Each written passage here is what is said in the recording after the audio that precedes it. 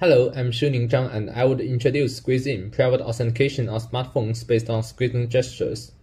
As you all know, authentication on mobile devices could be divided into two categories: code-based authentication technique and biometric features-based authentication technique. They were widely spread and accepted. However, code-based ones such as pin code and graphical gestures are prone to short-circuiting and is difficult to memorize.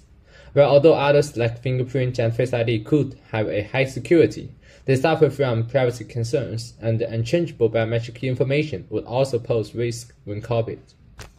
In the past, there were works exploring the two common ways of authentication techniques, namely the code-based authentication technique and the biometric features-based authentication technique. And with increasing concerns on privacy, more researchers used implicit interaction to the authentication, where mobile devices check the behavior of users to judge. There were works focusing on smartphones and gripping posture. However, owing to a limited feature space and algorithm design, they suffer from a low accuracy. In comparison, we utilized the advantages of Squeez'In gestures. Firstly, Squeez'In gestures with multiple dimensions are more expressive, and secondly, behavioral features during squeezing are dynamic and specific to users. And lastly, Squeez'In gestures are subtle and hard to be snooped. To recap, we made the following contributions. We systematically explored features of user-defined Squeez'In gestures for authentication and proposed features for designing natural and robust Squeez'In gestures. Besides, we designed and implemented Squeez'In with SVM and GBDT model. The algorithm were only based on 3 samples from the user. Lastly, we validated the authentication performance, long-term stability, and usability thoroughly. To take the first step, we explored the design space of Squeez'In gestures. 15 participants, including 7 male and 8 female, were recruited, the age of whom was around 21.5 with standard deviation 1.1. A Huawei Mate 30 Pro smartphone was adopted as the apparatus with size 158 times 73 mm and resolution 2400 times 1176. The operation system was Android 10. We selected 7 main features to inspire participants' design. The participants were asked to design an unlocking pattern that they would like to use in the real world for 3 different scenarios. We collected the results and analyzed the feature usage and found most participants prefer 2 levels of pressure and duration. There were some typical examples proposed by participants. We further analyzed the theoretical code space with the features and values proposed before. With code length coming from 2 to 5, touch pressure from 2 to 3, number of fingers from 2 to 5, we could arrive at a maximum of 3.82 times 10 to the 7th order in total, which is comparable with 6-digit pin code and 9-dot gesture. Well, even if we only considered the features that we finally selected explicitly, we could arrive at 1.07 times 10 to the 4th order in total, which is applicable. Then in study 2, we recruited 14 participants with 6 male and 8 female, and age around 20.2 and standard deviation 0.9. We designed 2 levels and 3 level sequence in terms of touching pressure and duration in order to explore the control ability of users. Participants should complete 2 sessions of touch duration tasks and 2 sessions of touch pressure tasks.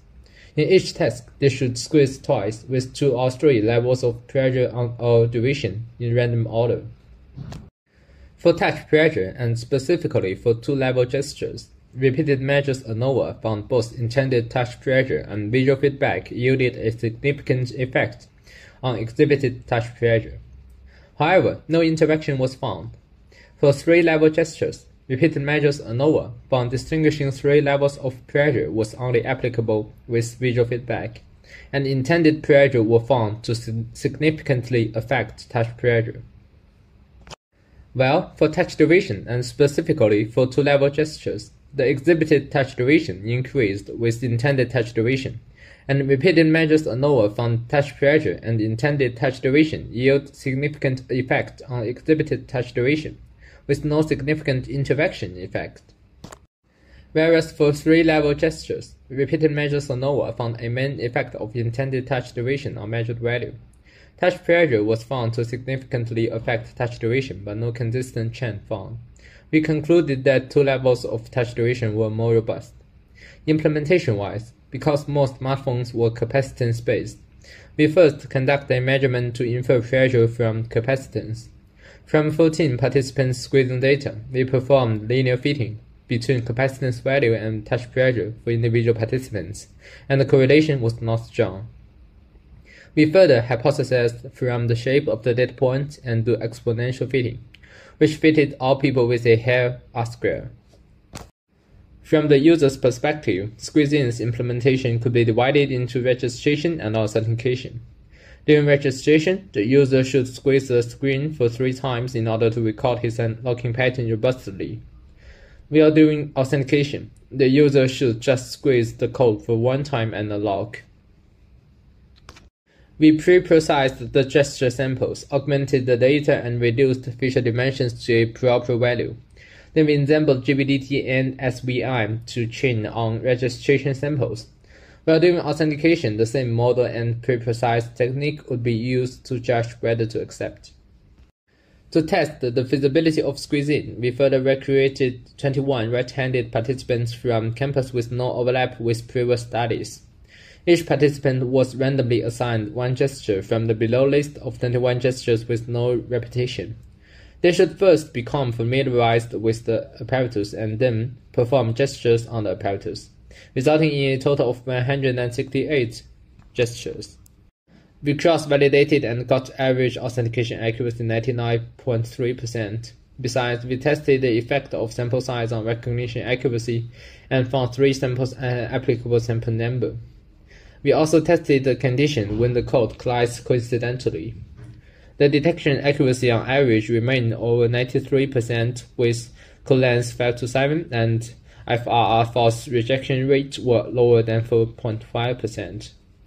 In order to systematically evaluate the feasibility of Squeez'In and test the stability over a long time, we further conducted a long-term study with 24 participants. We adopted a one-factor within subject design with technique as the only factor. Participants should register on the first day and come back to write down the code as well as authenticate on the following days. We adopted one-way ANOVA on error rate and two-way ANOVA on the memorability. Time has no significant influence on the accuracy, while for memorability, although techniques as a factor have no significance on error rate, time poses a significance. Finally, to evaluate the usability, we conducted the evaluation study along with other commercial techniques, gesture, PIN code, fingerprint, and Face ID. The same smartphone was adopted. The participants should firstly become familiarized with the devices and then test the 5 techniques in a row, each with 3 scenarios, in pocket, at hand, and on table. With 18 participants, we collected 90 registration and 270 authentication data points. In terms of registration, Squeez'In was 29% faster than Face ID and 81% faster than fingerprint. When splitting authentication time into preparation time and input time, Squeez'In's input was slower, however the total authentication time was shorter, which means the preparation time was significantly shortened. Squeez'In also achieved a satisfying accuracy compared with other techniques and subjective ratings in the aspect of security, privacy, social acceptance, generalizability, and memorability, showing the great potential. Thus, to summarize, we proposed a technique leveraging Squeez'In gestures to support subtle authentication on smartphones. To achieve this, we first analyzed the user-defined Squeez'In gestures to elicit common features. Then, we tested users' motion controllability during squeezing of touch pressure and division. Implementation-wise, we built a system and tested on capacitive sensing smartphones. Finally, we evaluated Squeez'In's usability in comparison with 4 mainstream authentication techniques. In the future, there were also explorations worthy of trying. First, we only leveraged 2 feature dimensions. However, more exploration space of interaction was attractive. Second, we implemented on curved screen smartphones, but it could be generalized and tested on other kinds of smartphones. Third, more in-the-wild studies instead of lab-based studies should be conducted in the future. That's all of the presentation content, and thanks again for your kindly listening.